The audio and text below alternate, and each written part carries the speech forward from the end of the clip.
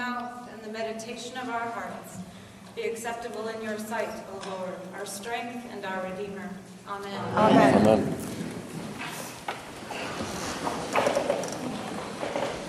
In our gospel reading today, Jesus is talking to his disciples.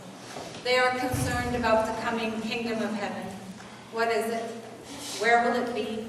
What will it look like? What will my place be in it? And Jesus responds that the kingdom of heaven is becoming and already among you. It's happening and will go on happening. And then he tells them the parable we heard this morning. The writer of our gospel reading, Luke, is familiar with the early church custom of gathering for a meal, sharing food together, and then sending out the leftovers with deacons and people of the church to feed the widows and foreigners and other less fortunate people in their community. Luke knows that there are glimpses of heaven in these exchanges, both in the meal shared at the altar and the meals shared with the poor.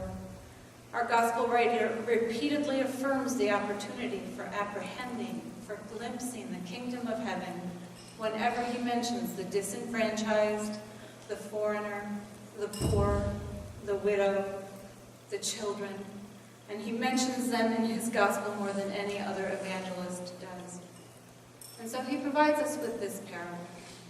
Jesus says, a widow pesters a judge, not just any judge, an unjust judge, and she doesn't stop pestering. She's like a child trying to get the attention of a distracted parent. Mom, Mom, Mom. What do? How do you respond to that pestering? Do you respond out of a sense of justice? Out of piety? Or do you just respond already to make it stop? This latter response is exactly what the judge is doing. His motivation, unjust and unpious, is to make her stop. We don't know what her grievance was. We don't know if she was pestering him on behalf of herself or on behalf of children, but we know she advocated for herself or for her children. And she didn't stop advocating. She was persistent until she received justice. Jesus tells the disciples that if an unpious, unjust judge will grant justice, how much more will a just judge, a pious judge, our God, provide justice? And he tells us to advocate for ourselves, for each other, for the helpless in our midst. Not just now and then, but persistently, constantly. Justice. Give us justice. Hear our grievances. Make it right. This weekend is Children's Interfaith Weekend in Monroe County. Have you heard of the Children's Agenda? Some of you may have. It's a local, independent, nonprofit advocacy organization. It's about 12 years old now. And their goal is to improve the health, education, and success of Monroe County's children and youth, especially the most vulnerable. Children's Interfaith Weekend is organized around Children's Sabbath, which was established by the Children's Defense Fund. And it's been observed locally for the past few years. During this weekend, many congregations in our area, from different faith traditions, are taking this opportunity to pray for children, to take action on their behalf, especially for and on behalf of those who are most vulnerable. We live in a community with deplorable levels of poverty and school failure. Rochester has the highest rate of child poverty and the highest rate of extreme poverty in the United States for a city its size. Our youngest children continue to be at the most risk of being poor. Half of all children in Rochester and a quarter of children in Monroe County live in families with incomes below the federal poverty level. That's an annual income of $24,300 or less for a family of four. When parents with low-wage jobs add up all their monthly expenses, there's often very little left over to pay for child care. An average annual cost of child care locally is $10,000 to $12,000. Infant child care in an accredited child care center is out of reach for many families. Child care subsidies, funded by the state, by the federal government, and by our local government, helps families by supplementing what they can afford to pay a provider, allowing them to choose high-quality care that will be safe and reliable, and that will help prepare their children to enter kindergarten, ready to succeed in school. However, because there's inadequate funding, only 22% of low-income working families eligible for child care assistance actually receive that help. Since 2002, while the number of Monroe County children living in poverty has increased, spending on child care has dropped, resulting in a loss of more than half of the child care subsidy slots in Monroe County since 2001. It's gone from 13,950 to 6,446. We know that children's experiences in the first few years of their life lay the neurological foundation for the rest of their lives. A baby, miraculously, forms 700 new neural connections each second. It's a process that's strongly shaped, however, by their environment and by their interaction with parents and with caregivers. By age 3, lower-income children have typically heard 3 million fewer words spoken to them than children in higher-income families have done.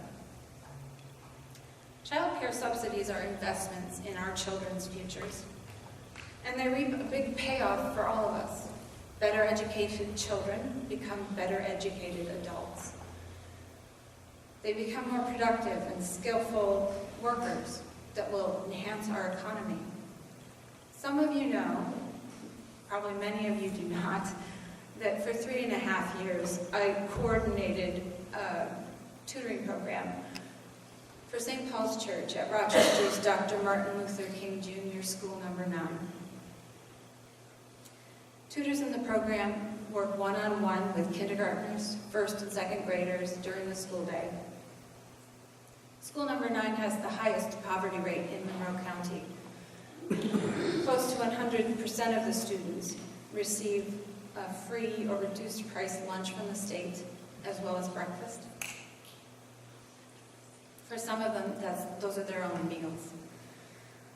Every fall, tutoring volunteers remark on how unprepared many of the kindergartners and some of the first graders are for school. They've never held a pencil.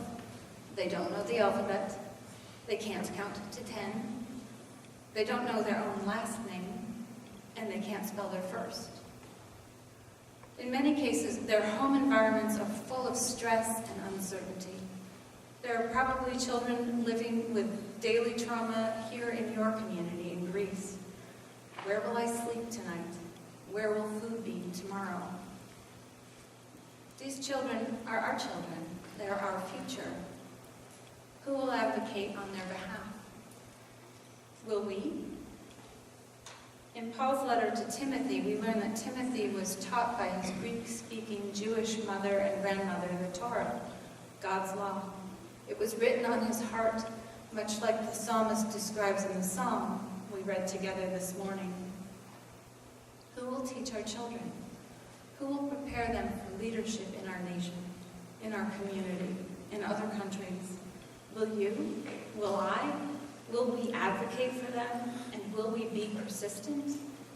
The kingdom of heaven is becoming. It is here. I've glimpsed it when a tutor connects with a child in need of learning, when Georgia Carney at So Green teaches a young teen how to patch a treasured set of pajamas, when volunteers at A Meal and More feed a family without food. I've seen glimmers of the kingdom of heaven in those instances and more. I'm sure you have too. The Children's Agenda has provided us with an opportunity to advocate as a community today. I have copies of a letter for you to sign, if you're willing, asking our county executive to provide more funding for child care subsidies. The letter asks that she prioritize the children of Monroe County by increasing child care subsidy funding by at least $1 million over the 2016 budget in the 2017 county budget. And it gives reasons why. Please see me afterward if you would like to add your name to the names of people who are requesting that they do this in our county legislature. I'll be collecting the letters and forwarding them to the children's agenda, and they will forward them together with many others from other faith communities to the county executive in the coming week. This is an opportunity for us to advocate on our children's behalf, on behalf of the most vulnerable among us. I ask that you join me, that we be persistent, that we not lose heart. Thank you. In the name of our Creator, our Redeemer, and our Sustainer. Amen. Amen. So we stand as we affirm our faith